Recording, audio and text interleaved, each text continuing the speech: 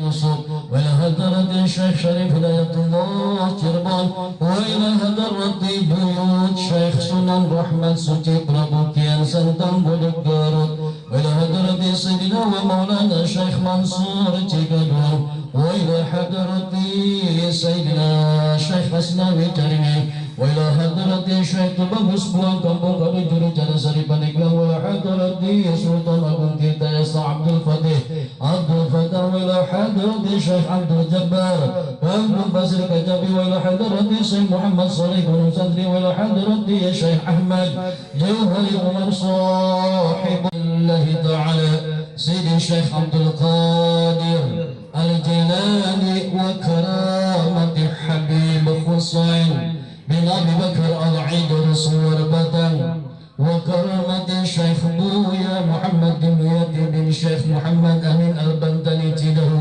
وكرامة الشيخ خليل بنكن المدورة الفاتحة أعوذ بالله من الشيطان الرجيم بسم الله الرحمن الرحيم الحمد لله رب العالمين الرحمن الرحيم مالك يوم الدين إياك نعبد وإياك نستعين من الصراط المستقيم صراط الذين أنعمت عليهم غير المغضوب عليهم ولا الضالين آمين يا مرحبا من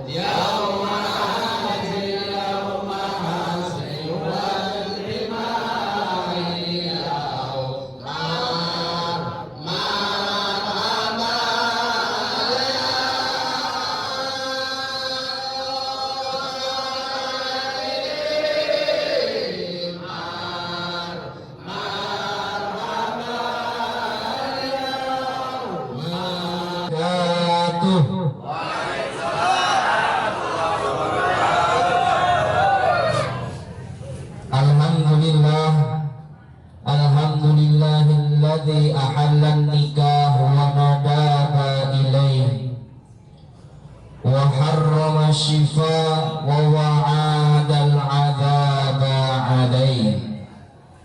Ashhadu an la ilaha illallah wahdahu la syarika lah wa ashhadu anna sayyidana Muhammadan abduhu wa rasuluh la rasula wa la nabiyya ba'dah.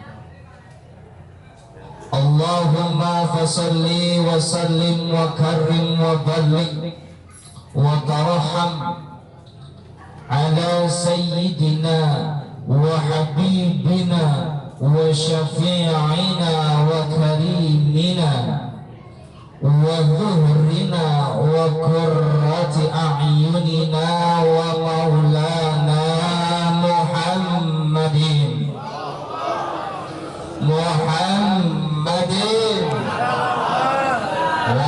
amin. Allahumma ij'al hadha jam'ana fi majlisina hadha jam'an marhuma wa tafarraqana min ba'dihi tafarruqan ma'suma. Allahumma ij'al hadha jam'ana fi majlisina hadha jam'an maghfura wa tafarraqana min ba'dihi tafarruqan mashkura. Allahumma jawizna mar'atan jamilatan wa kabiratan labanha wa kabiratan tarjaha.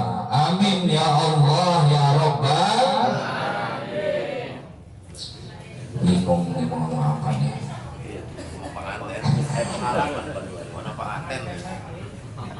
Ashaban fadilah hadratil mukarramun wal muhtaramun, para alimil ulama, para guru, para kesukuhan, tokoh masyarakat, tokoh agama, bil khusus yang sama-sama saya hormati dan mudah-mudahan Allah muliakan senantiasa guru kita bersama Bapak Kiai Qasim yang alhamdulillah telah hadir di tengah-tengah kita.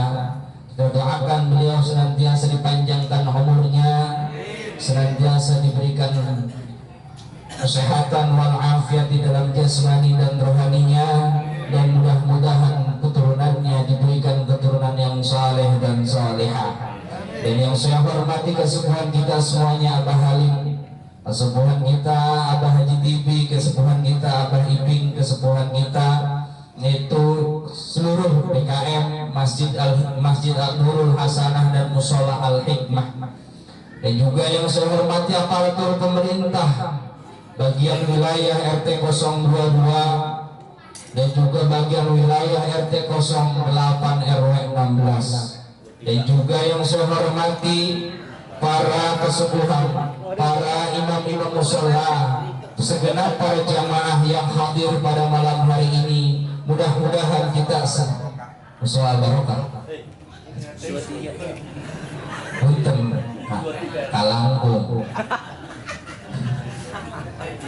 Mohon maaf. Kita Rasulullah Shallallahu Alaihi Wasallam berhijrah ke sana, yang ada kota malahan kota waliullah, kota aulia Allah yang dinamakan Tarim. Ketika kita lihat di Tarim, kok tidak ada tradisi yang namanya malam mangkat.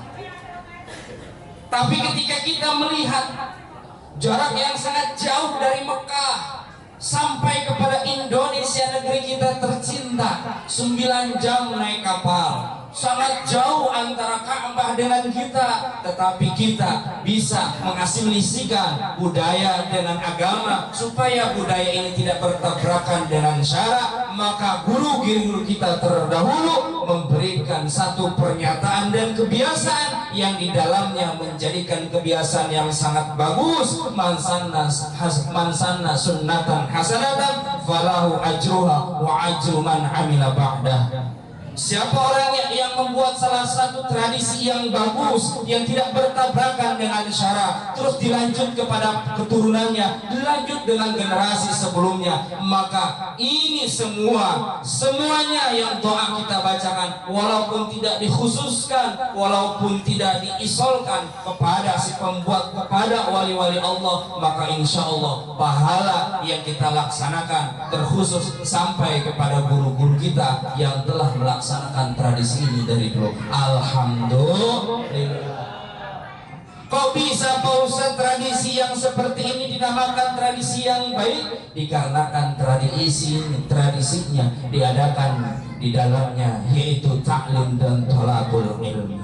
Walaupun orang yang ngomongnya nggak bisa ngaji, walaupun orang yang ngomongnya hai banyak dosa, bocah sekalipun, ketika diadakan perkumpulan silaturahmi ini semuanya, insya Allah tempat ini menuju keberkahan. Insya Allah. Lihat kita semua orang tadi membacakan suratul Fatihah, membacakan tahlil, tahmid dan yang lainnya, dilanjut dengan marhaba, nanti ditutup dengan doa dan diamini dengan 40 orang lebih, bahkan sampai mau 100. Ini adalah bukti keberkahan tradisi yang ada di kita, insya Allah. Makanya belum mau Pak Cung tuh mau membuka perniatan mesti ngadain malam angkat. Nah ini dalamnya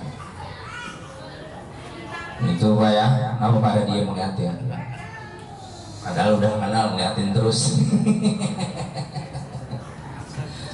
Hadirin yang dirahmati Allah Subhanahu wa taala, ibadah pernikahan adalah ibadah yang Allah Subhanahu wa taala jadikan sunnah kebiasaan nabi-nabi kita terdahulu. Kita lihat di dalam awalan surah An-Nisa, kita lihat di dalam cerita-ceritanya para nabi-nabi Allah yang ulul azmi maupun yang bukan, semuanya para nabi-nabi kita, semuanya para guru-guru kita melangsungkan dengan ibadah akadun nikah. Karena kata Nabi, an-nikahu nisfud dini wal baqi falyuqalliha. Pernikahan itu adalah setengah daripada agama. Pernikahan setengah daripada agama, maka daripada itu setengah daripada agama tidak akan sempurna orang yang mengaku beragama bila mana belum menikah. Maka kata saya dulu ketika saya pulang ke kampung dari pondok, belum nikah 1 tahun, diledekin terus Pak. Lah Ustadz bisa baca kitab kuning, bisa tahlil, bisa doa segala macam, ilmunya cetek, ilmunya belum ada sedai buku acan. Tapi kalau udah nikah yang tadinya segini jadi segini. Kenapa? Karena di dalam pernikahan ujian dan cobaan ternyata lebih jelas terasa, nyata bukti adanya. Jangankan daripada cobaan luar dari keluarga, ternyata dari dalam diri kita terhadap istri kita cobaan terus menerus. Diuji kita dengan yang namanya perempuan dan istri, diuji kita dengan hawa nafsu, diuji kita dengan yang namanya perlakuan kepada istri. Maklum kata Allah, wa'ashiruhunna bil ma'ruf, maka pergaulilah perempuan kita, pergaulilah istri kita bil ma'ruf, dengan baik. Coba. Ini hitopnya sama lelaki ini. Hitopnya untuk lelaki. Karena kenapa perempuan salah itu karena lelaki. Perempuan mah nggak pernah salah, walaupun lupa kenapa lakinya nggak ngingetin. Tuh, istri kamu nggak sholat kenapa? Karena lakinya nggak ngingetin. Istri kamu buka aurat kenapa? Karena lakinya nggak ngasih tahu. Istri kamu kenapa kok bisa begitu sikapnya? Karena lakinya tidak memberikan contoh. Subhanallah, ternyata pernikahan sangat agung, sangat hebat, sampai diabadikan banyak ayat di dalam pernikahan di dalam Al-Qur'anul. Maka daripada itu akad, Pak. Saking sakralnya pernikahan maka ada akadnya. Saking sakralnya pernikahan ada akadnya. Apa itu? Akad itu adalah yaitu tahwilul milki ilal akhor, mengalihkan sesuatu barang kepemilikan kepada yang lainnya. Ketika bapak punya barang, ketika telah bapak akadkan kepada orang lain, maka bapak tidak punya barang itu lagi. Bapak punya perawan, diakadin sama saya. Nah, perawan itu punya saya, Pak. Karena udah akad. Gak boleh kita perempuan gak diakadin, gak boleh. Maka daripada itu, daripada aqadah, hurufnya ada 3. Yang pertama ain. Apa itu ain? Yaitu adalah arafah. Apa arafah? Adalah kenal. Kenal siapa Ustaz? Kenal istri kita. Siapa istri kita? Manusia. Yang namanya manusia bisa salah, bisa. Al-insan mahalul khata wan nisyan. Manusia itu adalah tempatnya salah dan lupa. Bapak punya istri di rumah, banyak salah, banyak lupa. Mesti tahu, mesti maklum, mesti maafin. Karena istri kita Ibu-ibu semuanya punya suami. Siapa suaminya? Manusia. Berhubung manusia bisa salah, bisa nggak semuanya, nggak semuanya salah, nggak semuanya benar. Ada kalanya salah, ada kalanya benar. Ini kadang-kadang kan kita kalau misalkan kesel sama istri kita langsung aja mencap.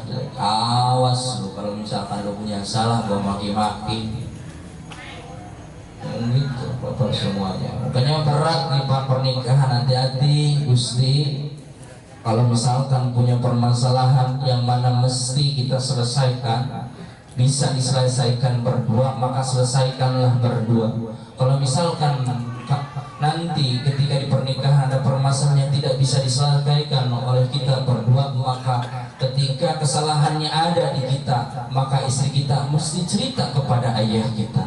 Ketika kesalahannya ada di istri, maka kita mesti cerita kepada mertua kita. Karena apa? Karena persilangan itu. Karena ibu bapak anak yang salah sama orang tua, jangankan benar, anak mah salah juga dibela. Salah dibela. Kalau misalkan kita punya kesalahan, dia cerita sama orang tuanya kesalahannya ada di kita, insya Allah nanti yang ngedumel terus-terusan. Akan ada unek-unek, di depan senyum, di belakang ngedumel. Nantinya banyak dosa yang akan ditimbulkan. Tapi pernikahan tidak begitu, mesti ada kedewasaan. Maka kata Nabi, Arafah, tahu kamu siapa suami kamu. Taunya sama siapa? Yang namanya kenal. Yang namanya kenal itu siapa, bukan apa. Benar Pak? Yang namanya kenal itu siapa, bukan apa. Apapun yang keluar daripada istri kita, mesti kita kenal itu adalah istri. Pasakannya nggak enak, maklum pengantin baru, dicobain asin, dicobain pahit, dicobain pedas, dicobain kurang enak, belum mateng, maklum itu adalah istri. Jangan apa pengen makan enak, kalau misalkan udah pengen makan enak terus nanti istri kita melunjak kepada kita, gak sopan sama suaminya, buat apa. Tapi tenang para lelaki di sini, insya Allah namanya kita sering ngaji, sering apa, majlis taklim penuh terus, pengajian masjid penuh terus, pengajian musola penuh terus, insya Allah di sini mah payah Pak. Nah, sini makan penuh terus pengajiannya, insya Allah. Tuh ngaji dulu. Bapak Ibu semuanya, kenapa kita mesti dulu barometer pernikahan kita adalah takwa kepada Allah Subhanahu wa Ta'ala? Dikarenakan apa? Dikarenakan ketika kita menonjolkan sifat keimanan dan ketakwaan, istri kita akan manut dengan sendirinya. Ar-rijalu qawwamuna 'alan nisa wa bima anfaqu min amwalihim bima faddalallahu ba'dahum 'ala ba'd wa bima anfaqu min amwalihim fasalihatu qanitatun hafizatun lil ghaib. Lelaki itu yang memimpin kepada perempuan, membantu perempuan. Karena apa? Bima faddalallahu ba'dahum 'ala ba'din, dikarenakan lelaki punya sesuatu yang tidak ada di dalam diri perempuan. Lelaki bisa jumatan, perempuan enggak. Lelaki bisa jihad, perempuan enggak. Lelaki malam-malam kalau misalkan ada acara bisa keluar, perempuan agak sulit. Tetapi ketika dia begitu, wabima anfaqu min amwalihim, dari hartanya juga sama. Lelaki terus menafkahi, mempunyai kewajiban, istri mempunyai kewajiban manut taat pada suami. Ingat, lelah perempuan yang soleh, fasalihatun qanitatun hafizatun lil ghaib. Perempuan yang soleh qanitatun li azwajihinna adalah perempuan yang taat kepada suaminya. Ingatkan istri kita kalau agak belok, ini ayatnya, fasalihatun qanitatun hafizatun lil ghaib. Kalau kagak ada saya nih, hafizatun lil ghaib. Perempuan yang soleh kalau misalkan kagak ada suaminya, Pak, nggak bakal ngumbar-ngumbar aibnya. Perempuan yang solihah ketika nggak ada suaminya nggak pernah datang pakai nyelonong ke rumah. Lah kan istri kita bentar-bentar pakai, katanya kamu kok diem terus di rumah, kok duit di dompet habis. Lah ini bang, belanja ada masuk. Kelihatan kicetnya, kicet kurir, budak juga mau kurir tuh. Lagi tidur ditelepon, Pak paket Pak, padahal ini yang mesen. Aduh, Masya Allah, mana belum dibayar lagi. COD, mana COD lagi? Korban-korban COD nih. Dan gitu, apalagi sekarang gitu. Kan kata cewek mah lebih bagus di dalam. Belanjanya di dalam aja, ya belanja di dalam kata tawat, aneh gitu. Dan tiap hari sampai 200.000 buat takar kan. Itu hafizatun lil ghaib. Ingat, perempuan yang soleh nggak pernah mengumbarkan aib suaminya. Perempuan yang soleh nggak pernah, dia tidak amanah dengan harta nafkah yang diberikan suaminya. Bilangin Pak sama istri kita, ini bilangin sama istri kita. Karena kenapa? Kalau misalkan ada perempuan yang mana perempuan ini mengumbar aib suaminya ketika suaminya tidak ada, maka pintu rizki akan ditutup selama 40 hari. Seret rizkinya. Bilangin ketika bapak susah usaha, kok dagangan jarang laku, gawean diomelin terus sama bos, bilang, Neng punya dosa apa nih? Jangan pede amat banget, perasaan pamoran dulu. Masya Allah, hati-hati. Makanya saya itu menggaungkan poligami dengan ustadz-ustadz yang lainnya itu bukan tanpa ilmu, Pak.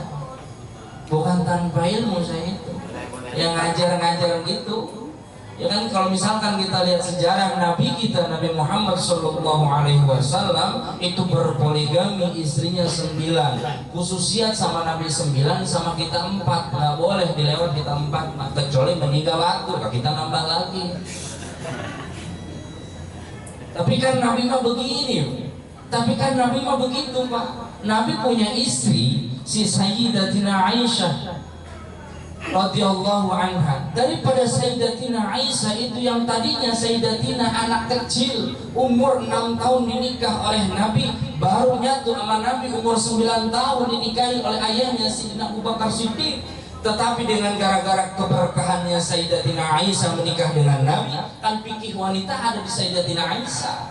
Nabi kalau nikah sama perempuan pinterin, bukan ngebodohin. Beda sama orang sini. Bentar bohong, luarnya bentar, mana main kerambol di pos, bentar yang keluar, main selot di pinggiran.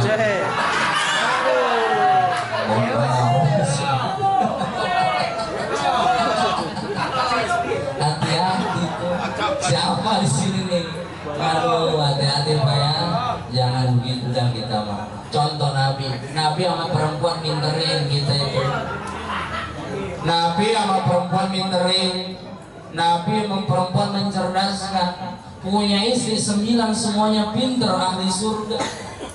Malahan janda Nabi nggak boleh dinikah lagi sama siapapun orang. Kita punya istri 1, mulutnya kemana-mana. Coba kita keluar, istri kita cerita sama tetangganya, si bapak mau kalau tidur katanya ngereknya kagak ketahan, udah kayak di Pelabuhan Ratu kita. Makanya kalau misalkan saya kagak tidur duluan, saya kagak bisa tidur, po. Masya Allah, ya kayak udah kayak di Pelabuhan Ratu ngoroknya. Suara ombak. Kan kita begitu punya bini, malah ngancurin aib. Ini gua mau dihormat, di luar sama lu dijelek-jelek. Masya Allah, hati-hati bilang sama istri kita. Aib kita sebagai suami, yang memang aib itu menurunkan wibawa maruah suami, jangan sampai keluar. Kenapa? Nanti dengan keluarnya aib kita daripada suami, waduh nanti dampaknya kepada istri-istri juga. Kenapa? Karena daripada itu relasi usahanya, relasi ibadahnya akan dipersempit oleh istri kita yang akhlaknya kurang bagus. Maka beruntunglah bagi suami yang akhlaknya kurang bagus. Apa posa untungnya? Man sabara ala su'i khuluqi zawjatihi aqahu Allahu mithla ajri Sayyid Ayyub alaihissalam. Siapa orangnya yang sabar, dengan sabarnya akhlak istrinya yang agak kurang baik, maka dia akan diberi pahala Nabi Ayyub alaihissalam. Nabi Ayyub bapaknya Wa'il bin Ais bin Yusuf alaihissalam, bin Ya'qub alaihissalam. Bapaknya punya istri 3. Istri pertamanya Siti Rahmah, baik minta ampun. Nabi Ayyub dikasih cobaan penyakit kulit, yang mana penyakit kulit ininya sekujur tubuhnya, yang mana sampai penyakit tubuhnya ini mengeluarkan bau nggak enak. Dipindahin oleh masyarakat ke tengah hutan. Ketika di tengah hutan, yang 2 pengen minta cerai, ternyata yang satu itu ya Allah selalu menemani Nabi Ayyub alaihissalam. Maka siapa orangnya yang sabar dengan akhlak istrinya, maka akan diberi ganjaran Nabi Ayyub alaihissalam. Makanya jangan pantang menyerah, Pak. Jangan kecil hati punya istri jelek adatnya. Apa ya? Ini ketahuan kicep-kicepnya kalau di rumah kagak betah. Pengennya di luar, punya berarti ustaz kalau di rumah. Bapak kalau misalkan itu naik motor ke jembatan gantung, ada orang yang lagi mancing, Kata orang dari mancing dari jam 9 malam sampai jam 4 subuh dia itu takut. Bang dapat ikannya, tanya sama bapak dapat ikannya kagak apa. Emang mau gak dapat pisang malam ini nih? Dapat pak, cuma 2. Ini dari jam berapa pak? Dari jam 9. Sekarang jam 4, dari jam 9 cuma dapat 2. Apa enaknya pak? Mendingan di rumah sama bini puyeng pak kalau di rumah pak. Nyari ketenangan dengan mancing pak. Itu apa tandanya orang ini belum pernah haji? Padahal bini mau ngomong apa-apa aja tetap sabar gitu. Malahan kata Imam Ghazali di dalam kitab Ihya Ulumuddin, mimma yumtahanu bihil auliya alsinatun nisa. Pertama kali yang dicoba kepada wali, pertama kali cobaan yang diturunkan oleh Allah Subhanahu wa taala kepada kekasih-kekasihnya adalah lisannya para perempuan. Lihat Nabi Yusuf diujinya sama siapa? Siti Zulaikha. Oh. Sayyidina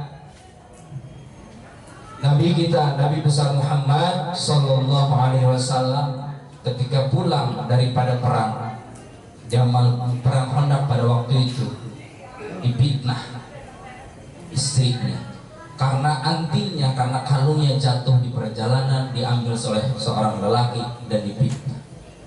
Iya, makanya kecil ini calon wali semua nih, karena sabar sama perempuan.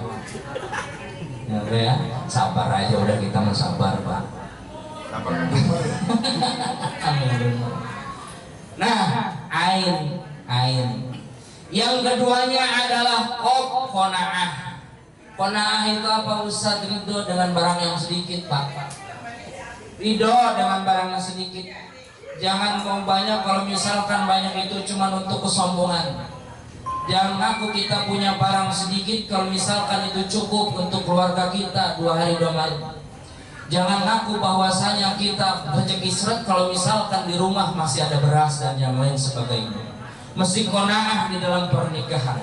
Kanjeng Nabi masyhur di dalam kitab-kitab fikihnya, ketika Kanjeng Nabi pulang dari masjid datang ke rumah, nanya sama Sayyidatina Aisyah, "Aindaki syai'un ya Humairah?" Apakah ada sesuatu yang untuk aku makan wahai Humairah, pipi yang kemerah-kemerahan? Nabi Siti Aisyah jawab, "La fa idzan asum." Tuh, saking qanaahnya Nabi, kalau misalkan kagak ada yang dimakan, pulang dari masjid habis salim subuh, habis sholat subuh, habis sholat duha di masjid, pulang ke rumah, nanya sama bini, belum ada sarapan, Nabi puasa. Gak kayak kita pak. Kita kalau misalkan pulang ke rumah, di sholat subuh berjamaah, belum ada uduk sama kopi hitam atau sama goreng pisang, kan ditendang ke meja makan. Ngegubrakin, uang pergi pagi pulang sore nyari duit, sarapan begini aja kagak ada. Waduh, padahal bini kita itu nyuci dulu, padahal bini kita itu nyapu dulu, padahal bini kita itu nyuci dulu. Masya Allah, qanaahnya Nabi kita lihat. Ridho Nabi dengan perlakuan Aisyah, sedangkan Nabi tidak ada manusia yang paling baik kecuali Nabi kita, Nabi besar Muhammad Sallallahu Alaihi Wasallam. Qanaah namanya bang. Jangan-jangan kita ngarepin begini, kenapa ya Ustaz istri saya mah kalau begitu terus begitu, itu nggak qanaah berarti. Nggak qanaah apa dari sekarang pak? Sifat yang salah satunya yang Allah suka adalah sifat keqanaahan. Bila mana kita qanaah maka akan diberi lebih oleh Allah Subhanahu wa taala.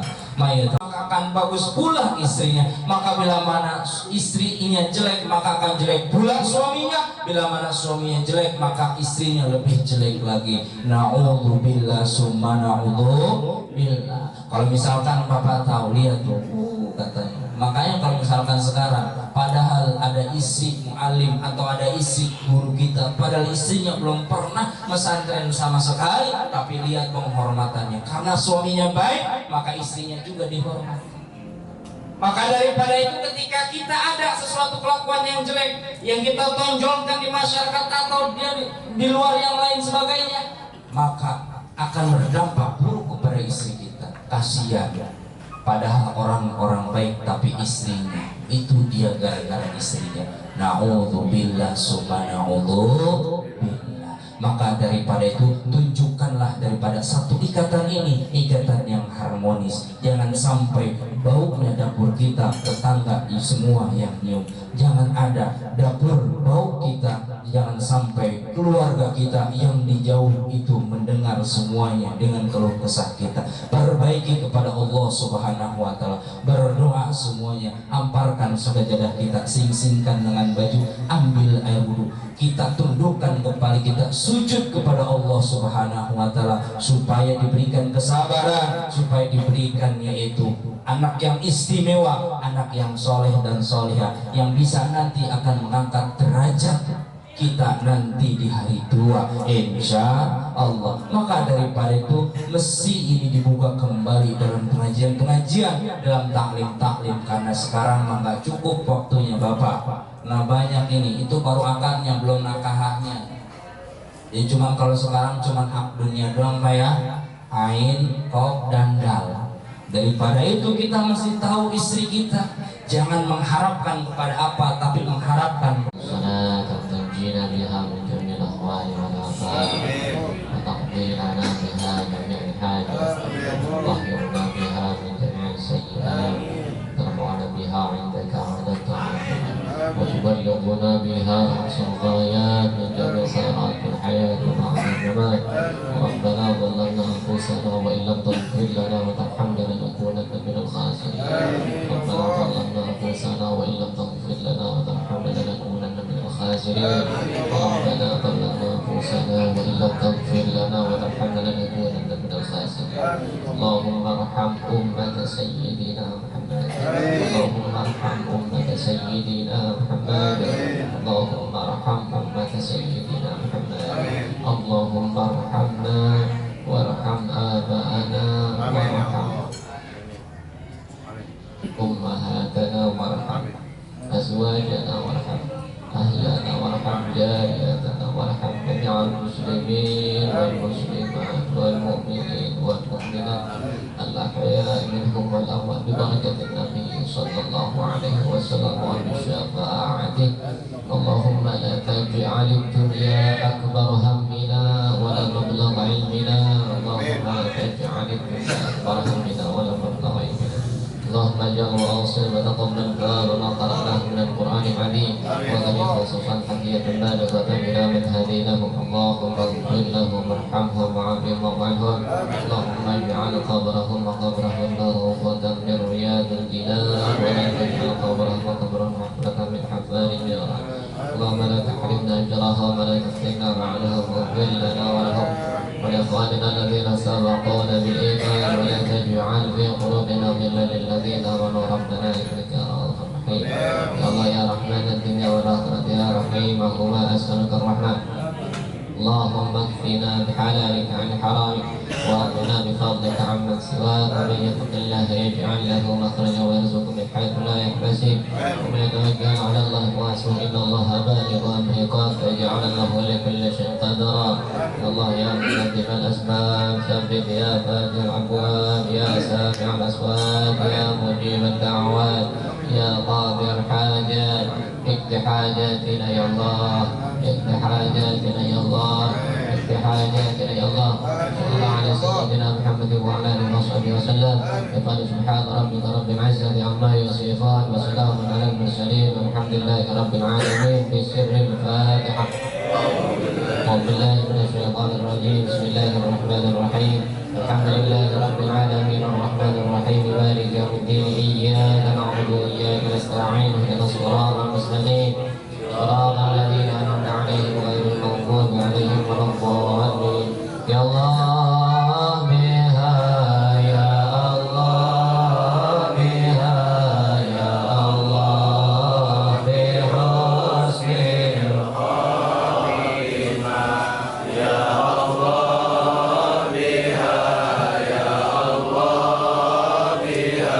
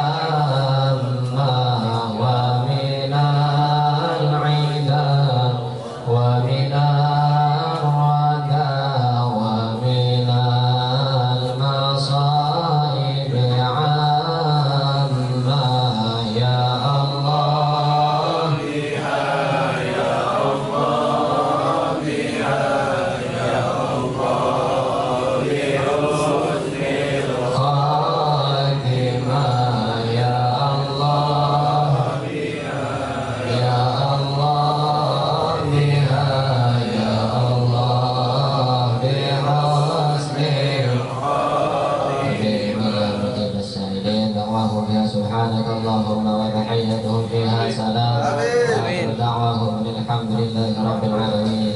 آخر الكلام السلام عليكم ورحمة الله وبركاته.